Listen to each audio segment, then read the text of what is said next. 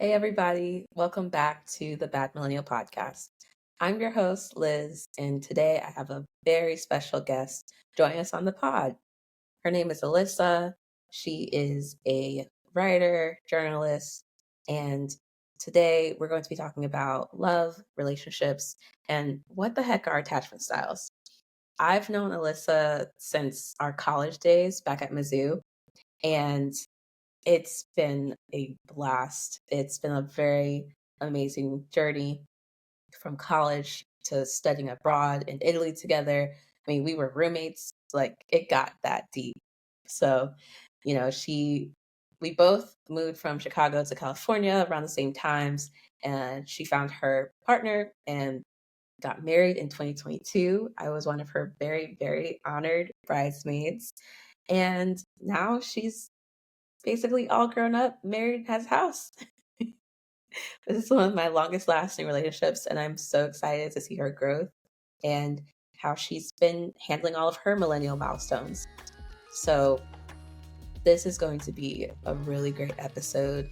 And Elissa is definitely someone who I would classify as a bad millennial. So, sit back, relax, and enjoy the rest of the show. And here I am with my guest, Elissa. Thank you for coming to the podcast. We're so happy to have you and so excited to talk about all things love and relationships and attachment styles and all of that. Oh boy, here we go. Good to see you. Good to see you. Oh my gosh.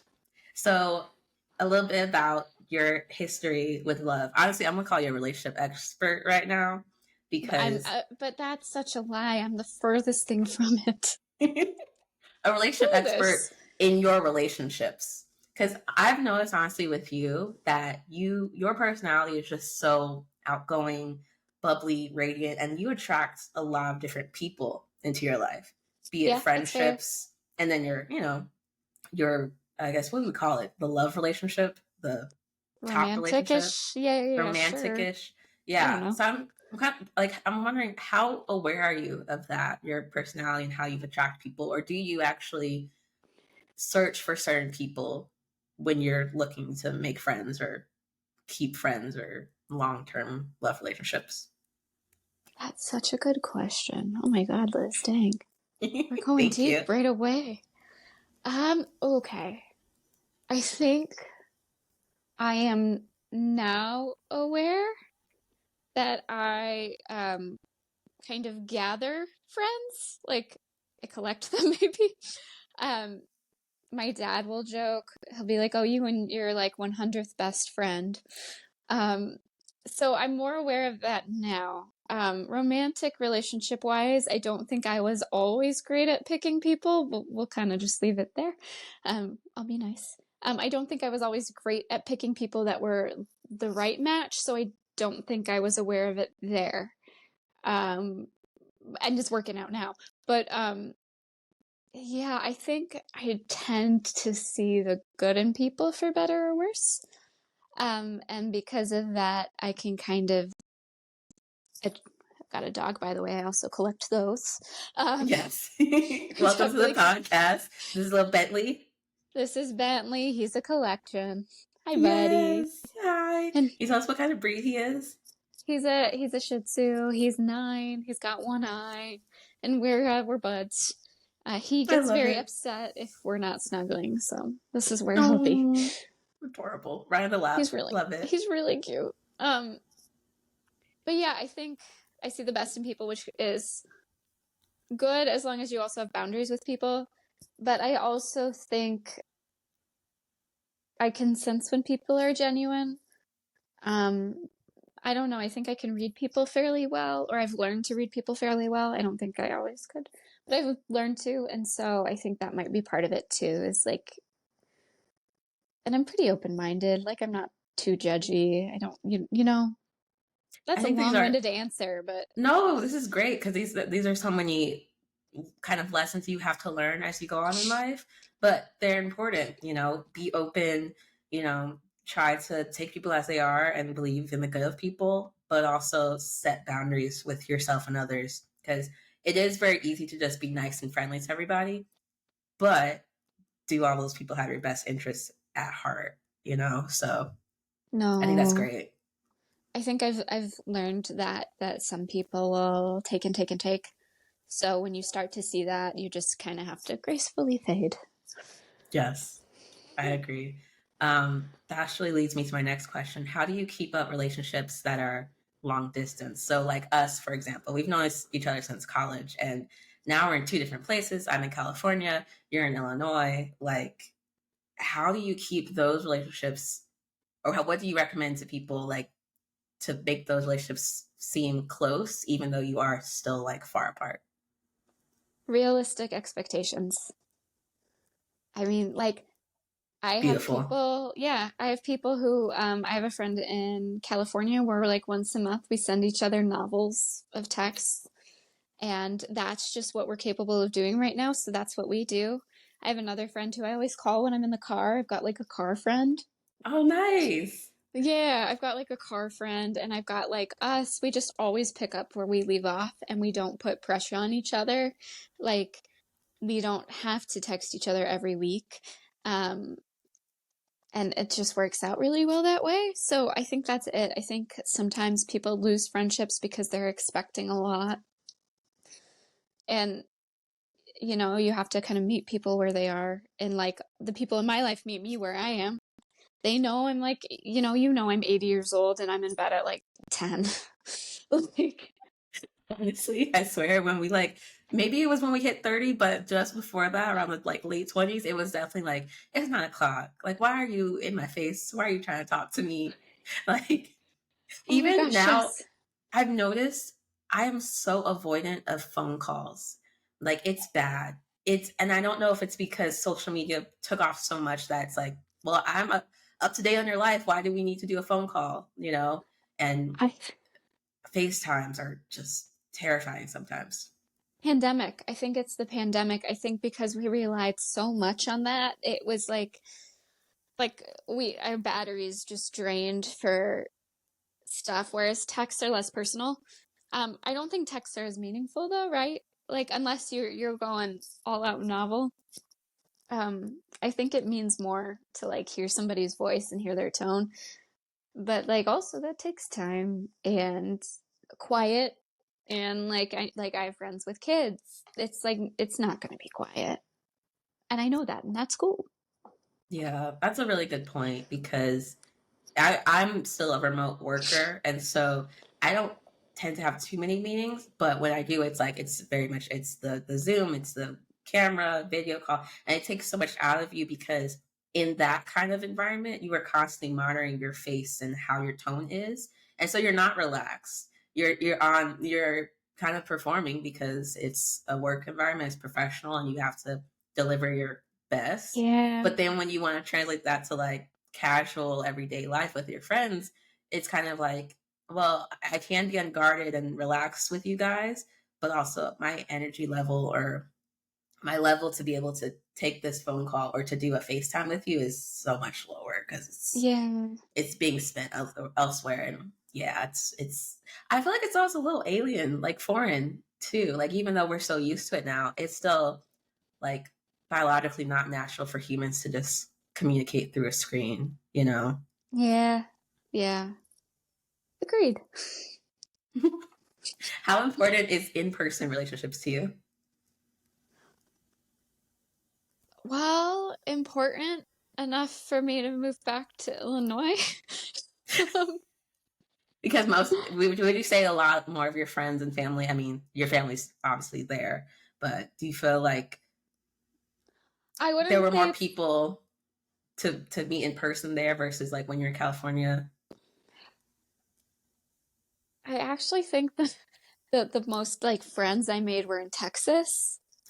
Like I Interesting. like collected many people in Texas, and I love them a lot, and I come back and I feel like I'm home. Like I get so excited. Oh my God, I love going back. Oh, But I love and that.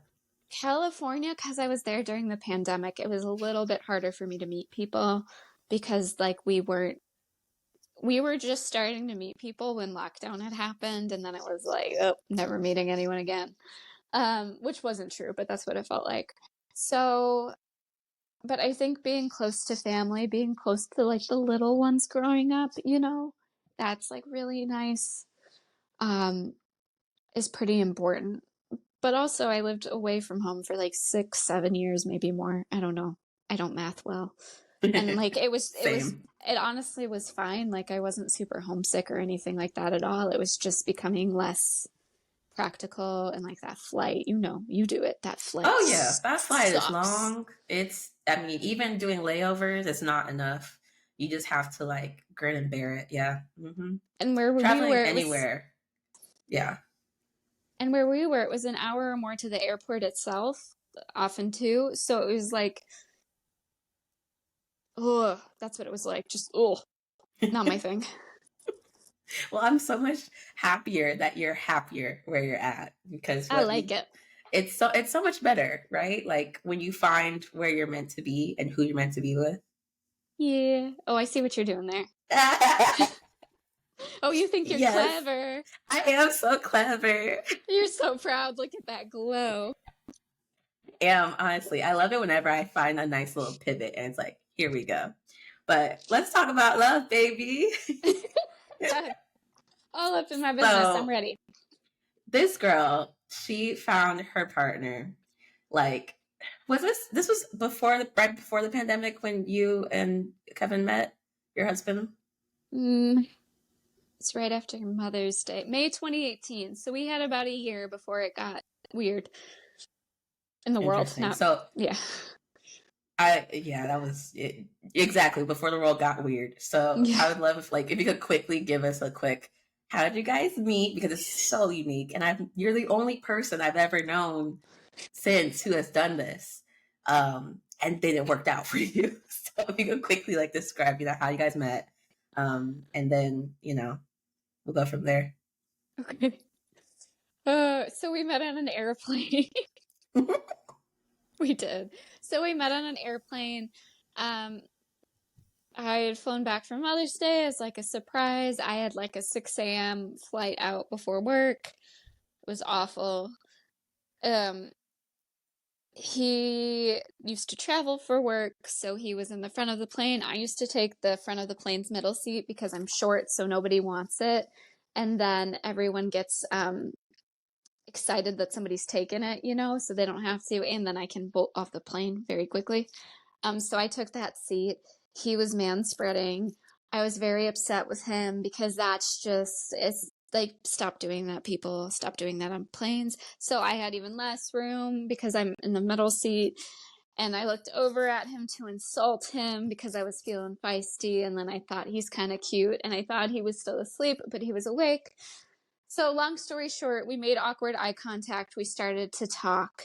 He told me he hated Dallas. That made me sad because I loved living there. And so then I gave him my number to show him around, which is the only time I've ever been smooth. Like I need that on the record. Like I'm not good at this at all. That was like the only time. And then as we were getting off the plane, I was like, I just gave a stranger my number. He could be a serial killer because that's like what every woman who listens to true crime podcasts thinks. And then I ran away from him, which was confusing for him, but it all worked out. So that's how we met. I love it. And now here you're married, was almost 2 years later. Yeah. Oh, that's amazing. Also, that kind of relates back to when you were saying earlier is that you kind of are a good judge of character and you just believe in the good of people.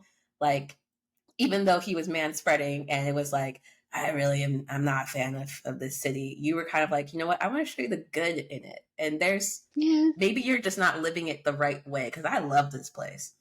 He So wasn't. yeah. He wasn't.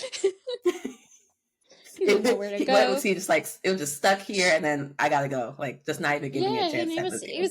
the hotel was like also where he was staying was right near the airport, which like there wasn't at that point. I don't know about now, but at that point there wasn't a ton to do. So Yeah, he just needed to do more things.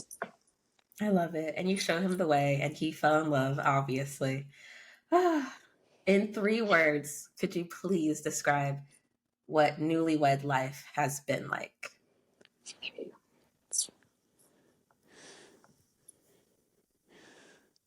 Super awesome, stressful. Interesting. Because then my next question was going to be, can we dive into those three words? Which I kind of love. It's kind of different. What's the super about it? Uh, um, it's really nice. It's nice to like when it's nice to be done wedding planning. I Oh, like yeah. being done with that. Um, I like we both work from home, so I like our little lunch breaks where we're hanging out when we can do that. He's the best. He's really good for me. We're very opposites, but in the like a healthy way. So it's been really good for us. He's really good at communicating with me too. So um it's been like that part of it. There's been a lot of like we were living together before we were married, so I think some people get married, they have to learn how to live together. We had kind of already done that, and so like we've been able to just really work on like communication and no more major life transitions for a minute, which is great. So I guess that's the super and the awesome part of it. I was about to Like say that also sounds the very awesome. so yeah, it's been great. I love that. And the stress part, I mean, I'm sure it's so interesting to have to combine lifestyles. And then, you guys were living together in California and then you moved all the way to Illinois. And so I'm sure that plus the wedding planning attributes to stress. But how would you say the rest of stress would kind of show up in your relationship? It was actually kind of neither of those things, which is kind of funny. Um, Interesting. plot Okay, I was twist. wrong. Plot twist. Like I said, we had kind of already combined for the most part. I think for us, it was just like we're lucky enough where we could buy a house, and I hated the entire process, and he loved the process, which is good that we both didn't hate it. But I think Yeah. like I would rather pull out my own eyelashes than ever buy another home, and I mean that. I hated it, So this and is your so forever home right now. yeah, I'm not moving again. And it's not that I'm not grateful. Like, I'm so grateful that we could do it financially. And I'm so grateful we had like the realtor we had. And I love the house. But the process itself just kill me now. Gotcha. So that Okay. part, because we did that a little bit sooner than we planned. Um, and so it had been like right after our honeymoon is when we started looking. So the first year and a half felt really, really fast. And so that's kind of the stressful part is I thought we would have more of like a decompression period of nothing, and we didn't. But that's now. There's no major life changes at the moment, and I'm loving it. I Keep it also love simple. how, you guys are opposites, but the fact that he was able to get through it and loved it, that has to be a really nice supportive thing to have a partner who's like, you know what, I like this part. Like, let me help you. It's almost like when you were helping him understand there's better parts of Dallas. You're just not in the right space or headspace to get through this. Well, I mean, we wouldn't have had a house without him. Honestly, I would have rented forever because it was just Oh, very like daunting. And when you're putting in offers in on a house, it like you don't get them a lot, or you think you've got them, and then you find out you had to do the inspection, and you find out something's crazy wrong. And like, I would really just want a break after that. I'd be like, we're not looking at another house. He'd be like, but look how cute this one is. Like, he had to do that, I think. And in the time, I was getting really annoyed. I was like, you're so pushy. But in hindsight, like, the market right now, everything moves so fast. So you can't kind of pump the brakes like that. yeah. And he's the one who found this house. Um, and so, yeah, he's why we have a house. I would have given up. I was I so love it. over it. I feel like millennial marriage has worked out very well for you, honestly. Because I'm kind of in that same boat of like, you know what, apartment living just makes sense for right now. And I feel like I'm also very much in my wanderlust mode. Like I just want to like travel and go different places and things and maybe even live in a different state.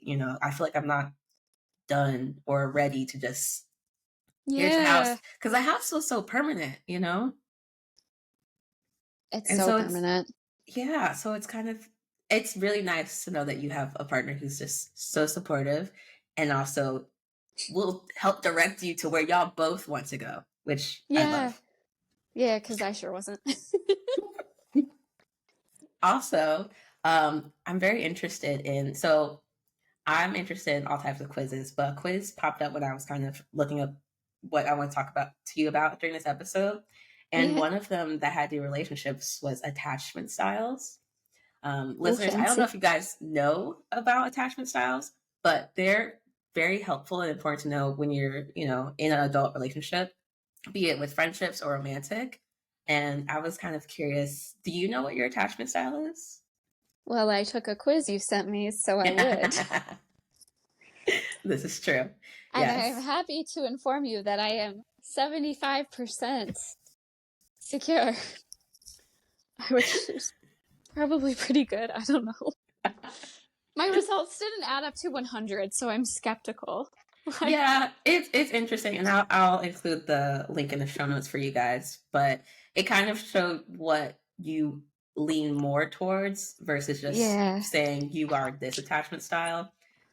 So for everybody, the attachment styles are anxious, avoidant, and secure. And then a rare one is like a combination of the two, which is like anxious and avoidant, which sounds like a very hard attachment style. But yeah, I took the quiz too, and I was like 88% secure, and then 50% anxious, 25% avoidant. Okay, let's talk about it. Okay, So, we're getting deep. I'm uh, ready. just a little bit. So with secure, if I can find my beautiful notes. So with Secure, this quiz, which was created by NPR, but also adapted from this book called Attached, period, which is really, they want to reveal how adult attachment styles can help us find and sustain love, which you have no worries about. You've found and sustained your love. But We're good. when it comes to Secure, it says being warm and loving in a relationship comes naturally to you. You enjoy being intimate without being overly worried about your relationship. You take things in stride and you don't get easily upset over relationship matters. You effectively communicate. Communication. Honestly, I could just stop right there because all relationships require communication, really good communication. Make it So if or you have a break it. secure, sorry, go ahead. I was going to say isn't that, I think, probably the make it or break it thing? Like, if you've asked, I don't know for sure, but I bet if you asked like 100 couples, like, what did they fight over? It would just be like, well, it would come down to communication. Agreed. Because if you're, well, one, your partner can't read your mind, right? What is it, like 70 or 80% of communication is like in body language. So a lot of times you are projecting something and they're taking it in a certain way. But unless you tell them what you're actually feeling, what you're thinking, they're not going to know 100% what's going to make this better, what's going to make you happy, what's upsetting you in the moment. And that's why it's so important to work on the communication. Would you say that, well, I mean, do you agree kind of with this secure attachment style? Like, does this match with what you experience in relationships? Are you mostly like, oh, I mean, yeah, you are warm and loving. Like, that's the first thing, honestly, that attracted me to Alyssa. She's just such a nice, fun person to be around. There's no downside to it. So I would What say, a like, yeah. ringing endorsement. Tell me more.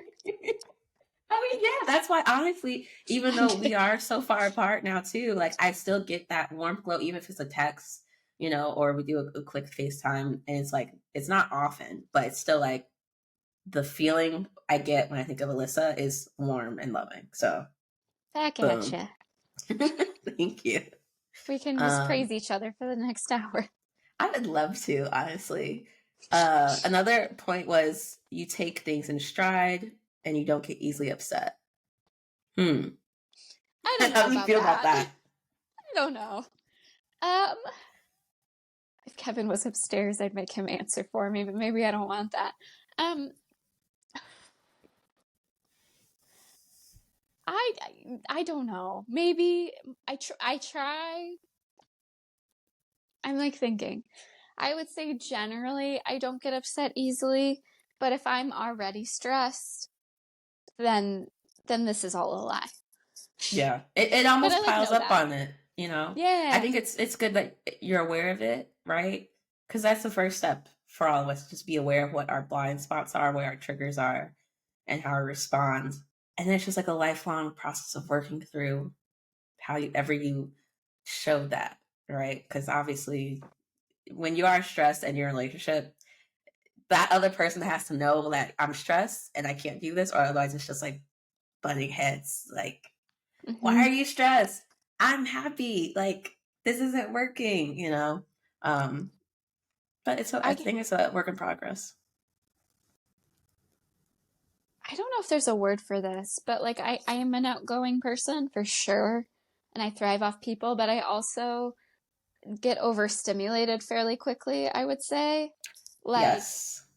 so I think that's when that kind of ability to take things in stride just like shrinks. Like if there's too much Mm. going on around me or too much going on in my head and around me, then like everyone back away. Leave me alone. I can relate to that because that's literally how I felt like when I was working in person. I can take people to a certain extent, and then I have to go home and decompress because it's so much energy that you get and Yes. receive. And even like if you're in a good mood and then you encounter somebody in a bad mood, you feel that and you have a bad mood of your own, even though there was nothing wrong. And it's like you have to get rid of that and have a place of like woosah and just peace to be like, okay, I need to chill. I need to be in my books, listen to music alone, or sometimes people can Yes. chill with other people, like their partners, and just cuddle. That's a good I thing can do too, that. but good. I Agree. feel that. Amazing. And last point of secure, um, which I feel like I don't think anyone is, and we're all still like again, we're not mind readers, but this says you are strong at reading your partner's emotional cues and responding to them. I over Hmm. respond. Hmm. In what way? Um he sometimes because he's an introvert, he's just quiet. I And this is struggle. where we get into I think this is probably where we get into the anxious attachment, right? Yeah. I would guess. But if he's really quiet, and I know you relate to this, it's like, what did I do? Why are you mad at me? Is everything okay? And I will almost create a situation that's not there because he's just content. And Yeah. so I've gotten a lot better at that, but I would say, like, in the beginning of our relationship, that was killing me. And I'm like, well, if you were happy, why aren't you talking? And he just would, like, raise one eyebrow and be like, okay, like, you're losing it. Oh So, my gosh, yes. I feel yeah, you on this so much because my partner's generally extroverted, I would say, around yes, yeah, people, but he for has sure. those moments where it's like, I am just introspective. I'm just chilling. I'm fine right now. And there's not a lot of talking. And then that's where you fill in those blanks because you're Yes. just it sucks that we fill in those blanks in a negative way though. Like it's very much you have to train yourself to be like, well, maybe they're just content. And that's a great way to be. And sometimes Yeah. we don't need to fill the silence, you know? I don't think I've learned that yet. And I'm trying, but I've gotten to the point where I don't think he's mad at me when he's quiet, Good, but I good. haven't gotten comfortable in that quiet yet. It's still like new. Yeah. And it's almost like you have to like do something else to just take a step back and be like, okay, this isn't a bad quiet. Because also, at some point, you know your partner when you know if there's a like, oh, something's going on. Either they're like mad quiet or it's just like they're avoiding you quiet. Yeah. That's when you're like, okay, I have a reason to be worried or anxious, which leads us to our Yeah. next attachment style of anxious. You love to be very close to your romantic partners, and you often fear that they don't want to be as close to you as you would like them to be. Um, Again, relationships take a big part of your emotional energy. And so you tend to be sensitive to small fluctuations in their moods and actions, being quiet or not. And you tend to take your partner's behaviors very personally. So I understand that. It kind of like, because you spend so much time with them, you start to, sometimes they say people start to look alike when they send, a lot of times people start to feel alike and you just feel their energies. And when an energy is off, you're like, hold up. But that's true though. You're laughing at the, I swear, you probably look more like, or you've maybe one day, like I've done it, whereas we've gotten dressed, or whatever, and all of a sudden we're both wearing the same color. Didn't plan Oh, it, yeah. but somehow we just like match. Yeah, we do that. Yeah. I don't know if we like look alike at all because I'm black and he's Mexican, so we're not gonna look alike, but we tend to favor each other. But emotionally, like I think I would agree with this anxious attachment part because you do get attached to your partner's emotions. It affects you, you know? I think you would almost have to never experience life to be perfectly secure. Yeah. I could be wrong, but No, you're right. I agree. You have, or you experience life in a very bubble way where nothing goes wrong and everything goes, which isn't yeah. real. It's not real. Even the people who have considered quote unquote perfect lives, they're, they're not perfect. They're not completely secure. There's always something, you know? Yeah, absolutely. You hit that nail on the head. And I think it's normal in relationships to kind of be worried about your partner's reactions to things because you care. Like, Yeah. that road leads to caring. I'm not saying it's like a healthy road, but that's where it lands. So, It has to be makes the right kind sense. of, yeah, it has to be the right kind of caring because then they're like, you can also act out and say things you later regret, which I think Mm-hmm. definitely when you're younger or if you haven't dated a lot, that can be a result because you're so taken off guard by their emotions being out of sync or them not telling you how they feel. I also wonder if it's a gender thing too. A lot of females just love to talk about emotions, but again, we were raised to be that way. At least Toxic masculinity. I there don't know you why I did go. that in a song. Yeah. But it's true. It's true. It's very true. I think most of us millennials are just very educated in being vocal with our emotions, and it's easier for women to do so because we're rewarded for that. Whereas with Yes. males, if they show emotion at a young age, they're told to suck it up, don't cry, you're a baby, you're acting like a girl. Yeah. And then as an adult, it becomes more toxic because you don't know how to let those emotions out. Not saying that quiet people have toxic. No, I'm not saying that. But yeah, it's just harder when you don't learn certain lessons when you're younger. So, And not only like bottling it, I think they don't always know how to identify them either.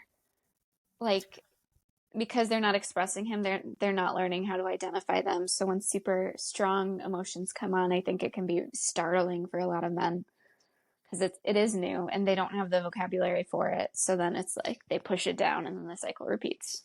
exactly. It's like, you're constantly throwing the dirty clothes in the closet until it's full and bursting, and all of a sudden, boom, the door is broken, everything's out. It's just energy, mess, chaos, and you're confused because you thought you had this handled. You're like, fine, doesn't bother me. Doesn't bother me.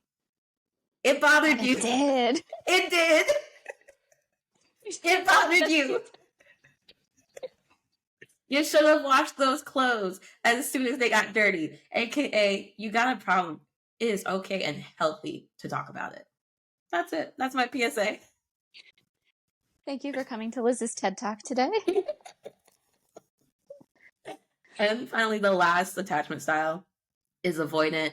Now, there's a fourth one, which a lot of my reading has said that this is rare, but avoidance it's very important for you to maintain your independence, and you often prefer to be autonomous to intimate relationships. So even though you want to be in one, you feel kind of uncomfortable with too much Huh. closeness, and you keep your partner at arm's length. Um, you tend to not open up with your partners, and they complain that you're emotionally distant. And in relationships, you're often on high alert for anyone who's like trying to take that independence away from you, or if there's any signs of control at all. This is an interesting one because I think as women in this day and age, independence is important, and it's also not seen as a bad thing, right? Like Yeah. obviously history women had to rely on men for so many things, be it financial stability. Like it was, my gosh, I don't know when, but like women used to have their husbands co-sign for them Yeah. to open up a bank account or have a credit card. Like that's Yeah. how crazy life used to be. So now that we're on the other side of that, and it's okay for you to be, you know, single in your 30s, 40s, beyond, and independent, I can kind of see avoidant as a attachment style that's kind of like you're protecting yourself. Yeah. Um, but I also think you can be independent in relationships. You just have to let them know, like, hey, I want to be independent. Um, and I have things that I'm going to want to do that aren't going to be our thing. So avoidant is a very interesting attachment style. It can go good or bad. What do you think? I have a question. Mm-hmm. Excuse me. I have a question. Um, I don't have the answer to this, which is why I'm asking you.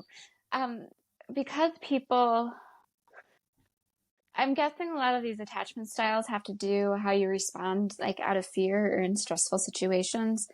So, would this be more like you're happy and you're content, and then your partner does something that makes you a little nervous, so then you bolt? Is that more? I'm less familiar with this. No, I would think this is more of a like, because what you're kind of, okay, two things. We I don't think this is like a reaction to something. okay. Avoidant style is more so like you start off as this person who craves their independence so much that you're not going to give so much of yourself into a relationship. So they don't Oh, feel okay. as attached to you. They feel like people who don't say I love you all the time or don't give hugs and stuff. Okay. I would say it's more avoidant. Um, I don't know if that would be, again, not a licensed therapist or psychologist here, just a big fan of relationships and Disclaimer, attachment styles. we don't know what we're doing. We don't. We are We're just just chatting. two we're just two friends chatting about relationships who both happen to be in relationships as of this recording. But I would say like, yeah, it's just like how you turn up in relationships. Okay, Um, that's helpful. so it's, yeah, someone who's not so cuddly per se. Okay, this is interesting because I tested as more avoidant than anxious, but I don't see myself, or I don't think I present as that at all. So I'm gonna have to go unpack this later. And again, I'm it's like confused. it's one quiz, so it might not even be that accurate. But I would That's a think good point. when they're saying avoidant, I think it's more so like you tend to take time for yourself outside of relationship. And I think personally that's okay. What's not okay is when it always feels like the other person feels like they're in a relationship by themselves. And Yeah, that's when where it's the avoidant gets bad. Yeah. Where it's like you're not even checking on what your partner needs. You're not being romantic. emotionally, yeah, Exactly. emotionally present, if you will. There you go. Exactly. And sometimes I mean, it could be in response to your upbringing. Obviously, so many things happen, or so many ways we are as adults is because of our childhood. Whether you didn't get as many hugs or saying I love you wasn't a normal thing in your home, you know? So it's kind of like how Yeah. you present in your relationships today. So many different avenues of thought there. But I think a little bit of avoidant, aka independence, is a good thing. But too much, because my results were like 25% avoidant, which I think is What? okay. I don't, Especially, yeah, mhm. I don't know if these things are meant to be good or bad either. I think they're meant to be probably meant to be tools. So Yes. you're aware that this is how you interact and respond. And so then when you're interacting and responding in a way that you don't quite understand, you can pause and not start World War III in your home. And that's all we want is to just have peace and love and happiness and And support puppies. and puppies. Well, Puppies. maybe, yeah, maybe the feeling of puppies, but I'm just saying, when I had puppies, oh gosh, so much energy, so much. But that is a good way to be with your partner, I think. just energy and love and always there, always present. That could get annoying Yeah. sometimes. I don't know. It depends on the Yeah, I was person. like, if I'm like really excited for life, I do think I'm probably annoying for my husband, and that's okay. Just because when I get really excited about something, I am like a little kid. Like I am joyful, and I keep talking about it over and over again. And I think the first time I talk about it, it's cool, and the second time he's excited with me, and then by the third time he's like, "Yes, I was there. I witnessed that. It was awesome. Let's move on." And I get it. But yeah, I think it's we work well because we can both calm. Yeah, opposites attract is a real thing. Being able to balance each other out is so important, and I love that for you. Amazing. Anything else that you want to share about relationships, relationship advice for millennials? I have Like, none. I'm not an expert. I got nothing. Maybe I like love that don't. because I think it's a good point though. I think every relationship is unique, and Yes. you're an expert in your relationship, and the thing is that if people copied everything you did, it still wouldn't get the same results. And everybody's different. I think maybe that's the problem we run into is we see something on Instagram and we think, "Oh, that's how like things are supposed to look," and that's never how that looks. And that's okay. And like everyone communicates how everyone chooses to communicate is different. What people like doing is different. Like it's like I have no advice except if you're unhappy, move on. It's my only advice, I guess. Amazing. I That's love all I it. got. Thank you so much, Alyssa. I had such a blast with you. This is a great conversation. And honestly, I wish you the best in all of your relationships, be it romantic and friendly. I mean, we're going to be friends for life. So We I'm are, happy about that. but I'm So, only doing this once. So thank you for having me. It was fun and I'm glad we're done. and I there you made it. have it. You made it, guys. Thanks, Liz. No problem.